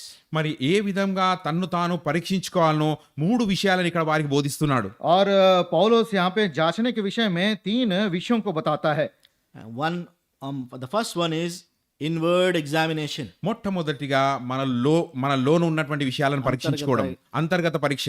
और सबसे पहले हमारे भीतरी मनुष्यत्व को हमको जांचना है। Let us turn to Galatians chapter 6 verse 4. గలితీయులకు రాసిన పత్రిక 6వ అధ్యాయం 4వ వచనము. आइए गलतियों के पत्री 6 अध्याय उसके 4 पद को हम देखेंगे। Anybody has taken can read. దయచేసి తీసిన వారు త్వరగా చదవండి. पर हर एक अपने ही काम को जांच ले और तब दूसरे के विषय में नहीं परंतु अपने ही विषय में उसको घमंड करने का अवसर होगा। But let every man prove his own work. మరి ఇక్కడ ఏం రాయడంటే ప్రతి ఒక్క మనుషుడు తన యొక్క క్రియలను ప్రచురపరచుకోవాలని. देखिए साफ रीति से लिखा है, पर हर एक अपने ही काम को जांच ले। And verse 5 we read that for every man shall bear his own burden. మరి ఇక్కడ 5వ వచనంలో ఏం రాయబడిందంటే ప్రతి ఒక్కరు తన సొంత యొక్క కాడిని మోసుకోవాలని. क्योंकि 5 में लिखता है क्योंकि हर एक व्यक्ति अपना ही बोझ उठाएगा। So dear beloved people, we need to examine our inner things to prove our own selves, what we are doing, what we are, where we are standing. మరి ప్రియులారా, మనము మన అంతర్గత విషయాలను పరీక్షించుకోవాల్సిన వారమై ఉన్నాము. మనం ఏమై ఉన్నాము, ఎక్కడున్నాము, ఏ స్థలంలో మనము నిలబడి ఉన్నాము అని. इसलिए प्रियो हम अपने आप को जांचना है, हमारे भीतरी मनुष्यत्व को जांचना है कि हम किस अवस्था में पाए जाते हैं, कहाँ पे हैं, क्या कर रहे हैं. So and also it is reminding us that we have to bear our own burdens. మరి మన సొంత బరువుని మనం మోసుకోవాలని కూడా విషయాన్ని కూడా మనకి ఇక్కడ జ్ఞాపకం చేయబడుతుంది. और हमें यह भी स्मरण दिलाता है कि हम अपना ही बोझ को उठाना है. If we cannot bear our own burdens, how can we give or lend our shoulders to others to bear their burdens? మన సొంత భారాన్ని మనం మోసుకోలేకపోయినట్లయితే ఇతరుల భారాన్ని మోయడానికి మన యొక్క భుజాన్ని ఏ విధంగా మనం అందిస్తాం వారికి? अगर हम अपना ही बोझ को नहीं उठा सकते हैं तो हमारा कंधा जो है हम दूसरे को कैसे देंगे उनकी बोझ उठाने के लिए. Let us turn to Romans chapter 12 and verse 2. రండి రోమిలకు రాసిన పత్రిక 12వ అధ్యాయము 2వ వచనం చూద్దాం. आइए रोमी के पत्री 12 अध्याय उसके 2 पद को पढ़ेंगे. Romans chapter 12 and verse 2. రోమిలకు రాసిన పత్రిక 12వ అధ్యాయము 2వ వచనము. रोमी की पत्री 12 अध्याय उसका 2 पद. इस संसार के सादृश ना बनो परंतु तुम्हारे मन में के नए हो जाने से तुम्हारा चाल चलन भी बदलता जाए, इससे तुम्हारा परमेश्वर की भली और भावती और सिद्ध इच्छा अनुभव से Perfect will of God. मालूम करते रहो.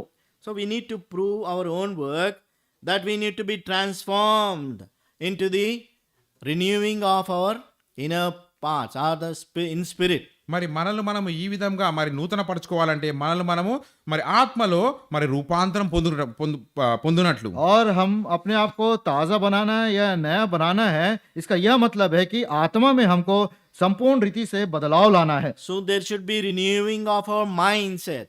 మరి మన యొక్క తలంపులను మన యొక్క హృదయాన్ని మనం నూతన పరచుకోవాలి. हमारे मन में नए हो जाना है. We have to be renewed in the Holy Spirit. మరి ఆత్మలో మనం నూతన పరచుకోవాలి. और हमको पवित्र आत्मा में सिद्ध होना है. So in that way, knowing what is good, to do that good. మరి ఇలా చేయడం వల్ల మంచి ఏదో మనం ఎరుగుటకును మంచి చేయుటకును. और जो भली है जो भाती है वही हमें करना है. That is the perfect will of God for us. మరి అదే దేవుని యొక్క పరిపూర్ణమైనటువంటి చిత్తము మన పట్ల అయి ఉన్నది. और ये ही परमेश्वर की सिद्ध इच्छा है हमारे प्रति. Secondly, రెండవదిగా दूसरा विषय, testifying before the world, the prince of the world and his followers. మరి రెండవదిగా లోకం ముందు మరి లోక దేవతల ముందు మనల్ని మనము సాక్షులుగా మనం ప్రచురపరచుకోవడం. और दूसरा विषय है कि हम ये संसार के सामने और संसार के राजकुमार के सामने गवाही देना है. Our participation in the table should be testifying about the death, burial and resurrection of the Lord Jesus Christ. మరి బల్లలో మనం పాలు పొందుట వలన బల్లలో పాలు పొందడం అంటే దేవుని యొక్క మరణ భూస్థాపన పునరుద్ధాన్ని మనము సాక్ష్యంగా ప్రచురపరచడం. जब हम प्रभु के मेज में भाग लेते हैं, ये प्रदर्शित करते हैं कि हमारे प्रभु यीशु मसीह का मृत्यु होना, गाड़ा जाना और फिर से जी उठने का हम प्रचार करते हैं. Apostle Paul is testifying the same in Galatians chapter 2 verse 20. అదే విషయాన్ని మరి అపోస్తలుడైన పౌలు వారు గలతీయులకు రాసిన పత్రిక 2వ అధ్యాయము 20వ వచనంలో సూచిస్తున్నారు. और यही विषय पौलुस गलतियों की पत्री 2 अध्याय 20 पद में वो प्रकट करता है. I have been crucified with Christ. It is no longer I who live, but Christ lives in me, and the life which I now live in the flesh, I live by faith in the Son of God who loved me and gave himself for me. నేను క్రీస్తుతో కూడా సిలువ వేయబడి ఉన్నాను, ఇక జీవించడము నేను కాదు, క్రీస్తే నాయందు జీవించుచున్నాడు. నేనిప్పుడు శరీరమందు జీవించుచున్న జీవితము నన్ను ప్రేమించి నా కొరకు తన్ను తాను అప్పగించుకున్న దేవుని కుమారుని అందలి విశ్వాసం వలన జీవించుచున్నాను. गलतियों की पत्री 2 अध्याय 20 पद, मैं मसीह के साथ क्रूस पर चढ़ाया गया, अब मैं जीवित ना रहा पर मसीह मुझ में जीवित है, और मैं शरीर में अब जो जीवित हूँ तो केवल उस विश्वास से जीवित हूँ जो परमेश्वर के पुत्र पर है, जिसने मुझसे प्रेम किया और मेरे लिए अपने आप को दे दिया. So how could he testify in this manner? మరి ఈ విధంగా అపోస్తలుడైన పౌలు ఏ విధంగా తన్ను తాను సాక్ష్యంగా చెప్పగలుగుతున్నాడు? और संत पौलुस इस रीति से कैसे गवाही दे सका?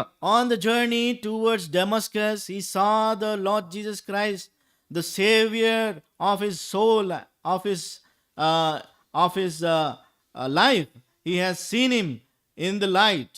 మరి డమస్కస్కు వెళ్ళే మార్గంలో ఆయన ప్రభువైన యేసు క్రీస్తు వారి యొక్క రక్షణ, ఆయన ఆత్మకు రక్షణ కలిగించే ప్రభువైన యేసు క్రీస్తు వారి యొక్క ఆ గొప్ప వెలుగును ఆయన చూడగలిగినాడు. और हम देखते हैं पौलुस जब उस दमस्क की मार्ग में जा रहा था, प्रभु यीशु मसीह जो उसका उद्धार करता है और उसका प्राण का रक्षक है, उसको एक बड़े उजाले में उसने देखा.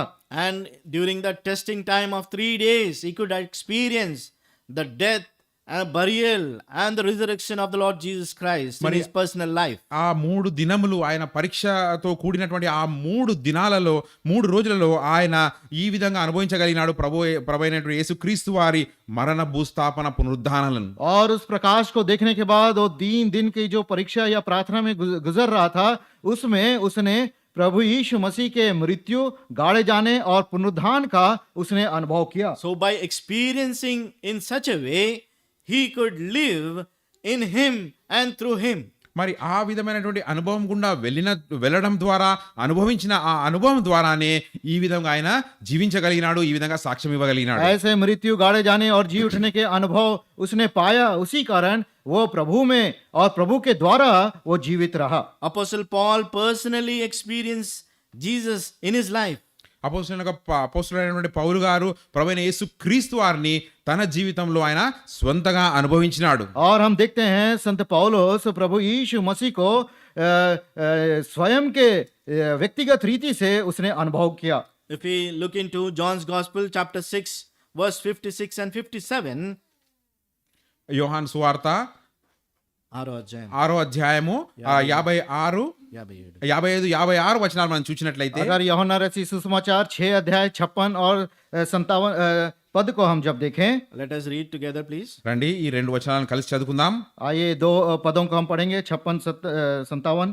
He that eateth my जो flesh मेरा मांस खाता और मेरा drinketh my लहू पीता blood, है, वो मुझ में dwelleth in स्थिर बना me, रहता है and और I मैं in उसमें. him. जैसा जीवित पिता ने मुझे भेजा और मैं पिता के कारण जीवित हूँ, वैसे ही वो भी जो मुझे खाएगा मेरे कारण जीवित रहेगा. నన్ను తినువాడు నా మూలంగా జీవించును. 50 also we'll read. రండి 58వ వచనాన్ని కూడా చదువుకుందాం. 58 पद को भी हम पढ़ेंगे. They say जो that रोटी bread स्वर्ग से came उतरी down वही from है, heaven, उस रोटी के not as your Manna fathers did समान eat नहीं manna. जिसने बाप दादों ने खाया और मर He गए. that eateth जो of कोई this ये bread रोटी shall खाएगा वो live सर्वदा जीवित forever. रहेगा. చెప్పుచున్నానా నేను. This is the experience of Apostle Paul. Therefore, he could testify before the church at Corinth. మరి ఈ యొక్క అనుభవము అపోస్తలుడైన పౌలు కలిగిడం వల్లనే ఆ కొరింథీయుల యొక్క సంఘం యొద్ద ఈ విధంగా సాక్ష్యం ఇవ్వగలిగినాడు. यहाँ जो वचन लिखा है, ऐसे ही अनुभव में संत पौलुस ने अनुभव किया है, इस कारण वो कुरिन्थ की कलीसिया के सामने गवाही देता है. He could testify that bread of life came down from heaven above. మరి ఆయన ఈ విధంగానే సాక్ష్యం ఇవ్వగలుగుతున్నాడు, ఈ యొక్క జీవం గల రొట్టె పైన ఆకాశం నుండి దిగి వచ్చిందని. और ये भी गवाही देता है कि ये जीवन की रोटी जो आकाश से उतरी है. And by eating it, they can live in him forever. మరి దీన్ని మనము తినడం ద్వారా ఆయనలో నిరంతరం మనము జీవం కలిగి ఉంటామని. और इसमें भाग लेने के द्वारा, खाने के द्वारा हम उसमें सर्वदा जीवित रह सकते हैं. Third way of testifying is before the church. మరి మూడో విధానంగా మనల్ని మనం సాక్ష్యం ఇవ్వడం అంటే సంఘం యొద్ద. और तीसरा विषय जो गवाही देने का है वो कलीसिया के सामने है. And how the participation in this table should also testify about the body and the blood of the Lord Jesus Christ. మరి ఇందులో మనం పాల్పొందడం అంటే దేవుని యొక్క రక్తము, దేవుని యొక్క శరీరంను గురించి సాక్ష్యం ఇవ్వడం. और इसमें जब हम भाग लेते हैं तो हम लहू और प्रभु यीशु मसीह का देह और लहू का भी गवाही देते हैं. Let us turn to Exodus chapter 12, verse 18. నిర్గమకాండము 12వ అధ్యాయము 18వ వచనము. Sorry, verse 8. క్షమించండి, 8వ అధ్యాయము. 12 నిర్గమకాండము 12వ అధ్యాయం 8వ వచనం. निर्गमन 12 अध्याय और उसका 8 पद. Let us all read together. అందరూ రండి కలిసి చదువుకుందాం. आइए सब साथ मिलकर पढ़ेंगे. They shall eat the flesh और on वे the उस night, मांस को roasted उस with रात fire, आग में with unleavened bread, भूनकर with a bitter अखमीरी रोटी herb, और कड़वे they shall eat. साग पात के साथ खाएंगे. తినవలెను. And John's Gospel, chapter 6, 33. యోహాను సువార్త 6వ అధ్యాయము 33వ వచనము. यूहन्ना रचित सुसमाचार 6 अध्याय उसका 33 पद. Let us all read together, please. రండి అదನ್ನು కలిసి చదువుకుందాం. आइए साथ मिलकर पढ़ेंगे. क्योंकि परमेश्वर की रोटी वही है जो स्वर्ग से उतरकर जगत को जीवन देती है. It was the memorial to the children of Israel to keep the feast of the Passover lamb. మరి ఇది దేవుని యొక్క మరి ఆ వధించబడిన ఆ గొర్రె పిల్లని వారి మధ్యలో స్మరణ ఉంచుకోవడమే. और ये फसा के पर्व उनके बीच में रखना एक अनिवार्य था उनके लिए. And this was the to remind them how the Lord has brought the plagues into the into the lives of these Egyptians.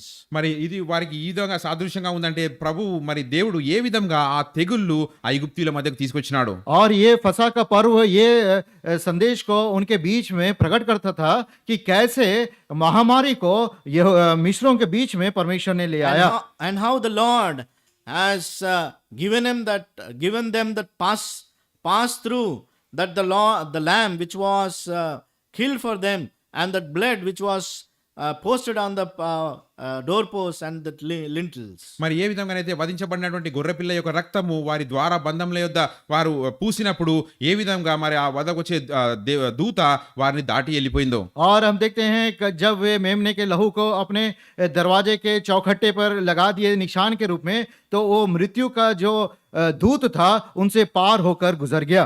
And how they were delivered from that heavy burdens which was laid upon them in Egypt. మరి ఈ విషయాన్ని కూడా వారికి గుర్తు చేయబడుతుంది. భయంకరమైనటువంటి భారములు వారి మీద ఏ విధంగా ఆ దాసత్వం అనే భారం వారి మీద మోపబడిందో దాని నుండి ఏ విధంగా వారు విడుదల పొందినారు. और ये भी उन्हें स्मरण दिलाता था कि कैसे मिस्र के उस बड़े बोझ से दबे थे, उससे उनको छुटकारा मिला. So dear beloved, we are also reminded today that by taking part in the table, in the representation of the blood and the body of the Lord Jesus Christ, we are testifying to carry on that memorial of the Lord which was instituted for us. మరి ప్రియులారా, నేటి దినాన మనకు కూడా ఈ విషయాన్ని జ్ఞాపకం చేయబడుతుంది, మన మధ్యలో ఉంచబడుతుంది.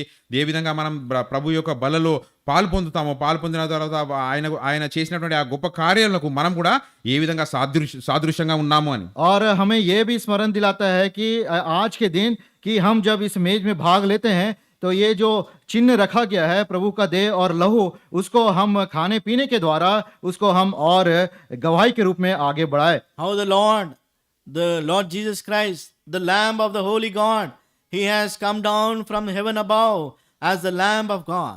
మరి ప్రభువులు ఏ విధంగా మరి ప్రభు యేసుక్రీస్తు వారు దేవుని యొక్క గొర్రెపిల్ల వలె మరి ఆ పరలోకం నుండి దిగి భూలోకానికి వచ్చారు. और हम देखते हैं कि